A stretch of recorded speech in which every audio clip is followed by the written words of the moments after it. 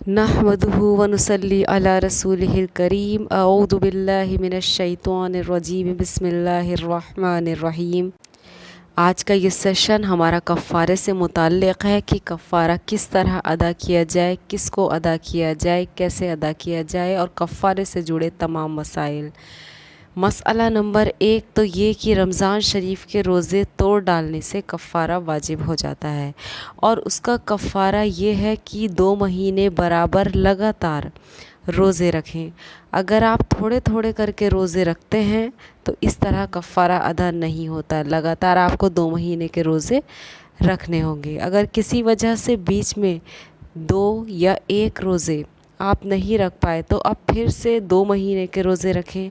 हाँ, जितने रोज़े हैज़ की वजह से जाते रहें वो मुआफ़ हैं, इनको छूट जाने से कफ़ारे में कुछ नुकसान नहीं आया। लेकिन जब आप पाक हो जाएं तो उसके बाद फिर रोज़े रखने शुरू करें और 60 रोज़े पूरे कर लें। इसी तरह निफास की वजह से अगर बीच में रोज़े छूट गए तो आप पूरे रोज़े लगातार नहीं रख सकी, अगर आप तब भी कफ़ारा सही नहीं हुआ। निफास की वजह से अब आपको दोबारा सब रोज़े फिर से रखने होंगे। मसला नंबर 3 ये कि अगर किसी दुख बीमारी की वजह से बीच में कफ़ारे के कुछ रोज़े छूट गए तब भी तंदुरुस्त होने के बाद फिर से रोज़े रखने शुरू करें।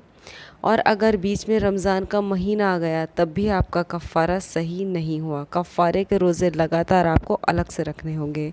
अगर किसी को रोज़ा रखने की ताकत ना हो और उम्र ऐसी है कि आइंदा सही होने की भी अब उम्मीद नहीं है तो 60 मिस्कीनों को सुबह शाम पेट भर के खाना खिला दें, जितना उनके पेट में समाए खूब अच्छी तरह से उन्हें पेट भर के खाना खिला देना है। मसला नंबर 6 ये कि इन मिस्कीनों में अगर छोटे बच्चे हों तो भी ये कफ़ारा अदा नहीं हुआ, इन बच्चों के बदले और मिस्कीनों को फिर से खिलाया जाएगा।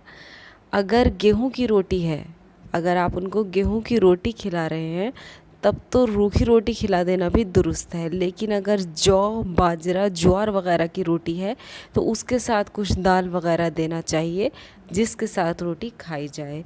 अगर खाना नहीं खिला रही हैं बल्कि 60 मिस्कीनों को कच्चा अनाज दे दें तो भी जायज़ है। हर एक मिस्कीन को इतना इतना दें जितना सदक़ाए फ़ित्र दिया जाता है और सदक़ाए फ़ित्र के बराबर देने के बाद आपका कफ़ारा अदा हुआ। अगर इतने अनाज की कीमत आप अदा कर देती हैं तो ये भी आपका कफ़ारा सही है, जायज़ है। अगर किसी और से आपने ये बात कही कि तुम मेरी तरफ से कफ़ारा अदा कर देना, 60 मिस्कीनों को खाना खिला दो, और उसने उसकी तरफ से जिस पर कफ़ारा लाजिम था उसकी तरफ से खाना खिला दिया या कच्चा अनाज दे दिया तब भी कफ़ारा अदा हो गया। लेकिन ये कंडीशन तब है जब आपको कफ़ारा जिस पर लाजिम था उसने अदा करने के लिए कहा हो। अगर बग़ैर अदा किए आपने उसकी तरफ से दिया तो कफ़ारा सही नहीं हुआ। अगर एक ही मिस्कीन को 60 दिन तक सुबह शाम खाना खिला दिया या फिर 60 दिन तक कच्चा अनाज या कीमत दे दी तब भी कफ़ारा सही हो गया। अगर 60 दिन तक लगातार खाना नहीं खिलाया बल्कि बीच में कुछ दिन नगा हो गई आपकी, जैसे कि रोज़ों का मसला था, तो इसमें भी हो सकता है कि नगा हो जाए, तो इसमें कुछ हर्ज नहीं है। ये देने वाली जो हमारी कंडीशन है 60 दिन तक, इसमें हमारा कफ़ारा फिर भी दुरुस्त है, सही है, अदा हो गया। अगर 60 दिन का अनाज हिसाब करके एक फ़कीर को एक ही दिन में दे दिया तो फिर ये कंडीशन ठीक नहीं।